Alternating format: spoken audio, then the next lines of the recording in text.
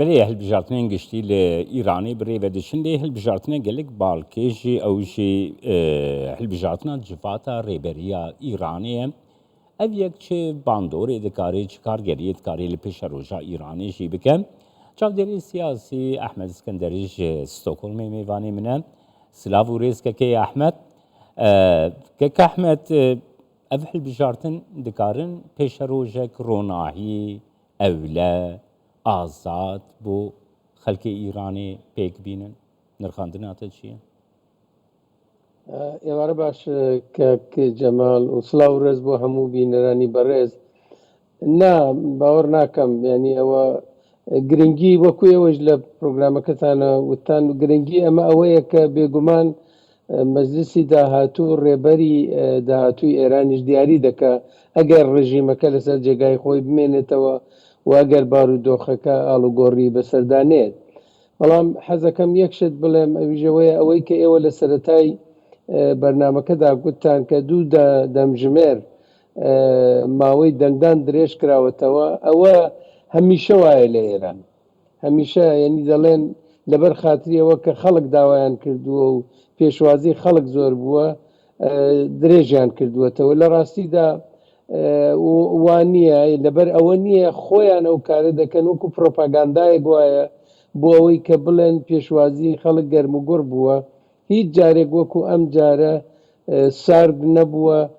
پێشوازی خەڵک لە ینی پێشوازیان نەکردووە خەڵک لە هەڵبژاردنەکە زۆر ئەحمەد هەن ئاگاهداری هەنەژ ئیرانی و حەژمارە کەسیم بەشدار سەدی 15 دەرباس نەکریە گەلو ئەڤەک چاوا دەکاری ببە بنەمایەک هەڵبژارتنێکی دەمۆکراتیک دەزانی کاک جەماڵ مشکل ئەوەیە کە لەبەرەوە دەسەڵاتی وەزارەتی کیشوەر وەزارەتی ناوخۆ بەدەست بناژۆخوازەکانە بەدەست خۆیانە ئەوان دەتوانن بەڕاستی وەک لە ئێران دەبێژن مهندسی کردن ینی دەتوانن هەموو چەشنە ئامارێک بدەنە دەرەوە کە بڵێن کە ئەو ئەندازە دەنگیانداوە بەڵام دووشت گرنگە یەک ئەوەی کە ئێران دەیەوێت بڵێن نا لە وڵاتانی دراوسێش لە نەوەڵاتانی جیرانیش جاروبار وڵاتی وا هەیە کە ڕێژەی دەنگدان کەمە و دوایین ڕێژەی دەنگدانێکە لە هەڵبژاردننی ئێرانە بوو لە 42 بوو ئەویش جێگای گومانە ببورن کە ئایا بەڕاستی 42 بوو یاننا بەڵام ئەمان بۆیان مهمە بە دەرەوە بێژن کە ئێمە مەشروعیەتمان هەیە حکوومەتی ئێمە و ڕژیمی ئێمە مەشروعیەتی هەیە یەک دوو هەم دموکراسی هەیە چونکو هەڵبژاردن هەیە خەڵگە چنە هەڵبژاردن ئێوەی نیشانداندا کە سەرە کۆماری پێشوو ڕۆحانی کە سێخل ئەندامی ئەو پارلەمانە بووە ڕێگای نییە بچێتە ژوورەوە ئەمجار 88 کەس هەڵدەبژێرن 137 کەس بربژێرن ینی چی ینی لە هێندێک لە شوێنی دەنگدان لە هێندێ باژێر و شارۆچکە یان شاری گەورە تاقە یەک کاندید هەیە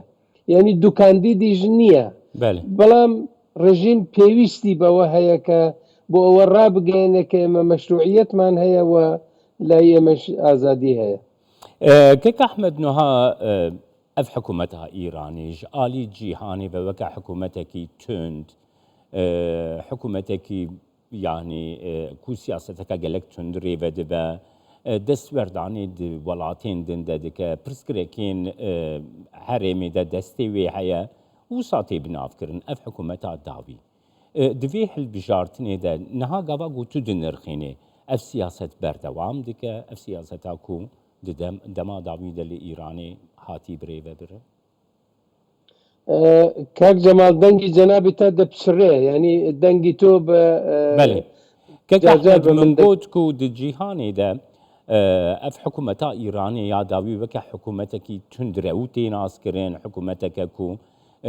ئالۆزی لە هەرێمێ پەیداکردنە ئەف هەلبژارتن دکارێت تەسیرەکەی بکە لەسەر گوهرتنا سیاسەتا ئیرانی بەخێر هەتا بە بۆچوونی من هەتا خامنەی لەسەر کار بێ هەتا ئەو لە ژیاندا بێ ینی لە ژیاندا ینی بتوانێ ڕەنگە بمێنێ بەڵام نەتوانێ سیاسەتەکەی بەردەوام بێ لەبەر نەخۆشیەوە بەڵام هەتا لە ژیاندا بێ هەتا توانایی ببێ کە سیاسەتەکەی بباتە پێشەوە نە هیچ ئاڵوگۆڕێک نابێ هێندێک پاشەکشە دەبێت هێندێک دەتوانێت ئیمتیاز بدات بە مەسەلەن بە ئەمریکا بە وڵاتانی تر ئەوە بوو بینیمان لەگەڵ عەرەبستانی سعودی ئەوان ئاشتیان کردووە ئەو ئاڵوگۆڕە دەبێت بەڵام سیاسەتی پەلهاویشتن بۆ ڕۆژهەڵاتی ناوەڕاست و یارمەتیدانی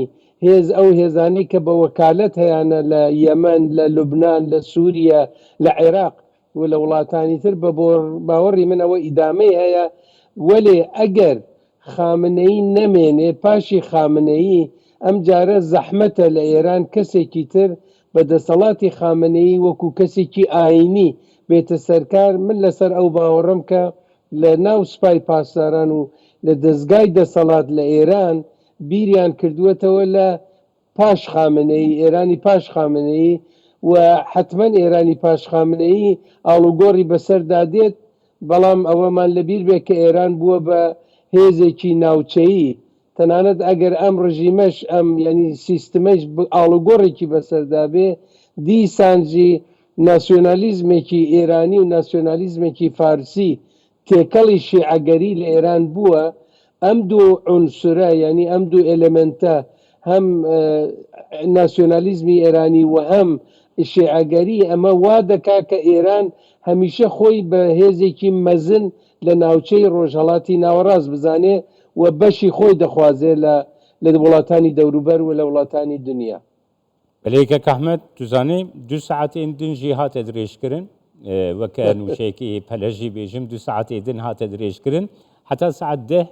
بدەما ئیرانی حتا ساعت 9:30 بدەما هەولێرێ gelek spas بۆتە کەکەی ئەحمەد سکەندەری چاودێری سیاسی ستۆکهۆلمێ گەلم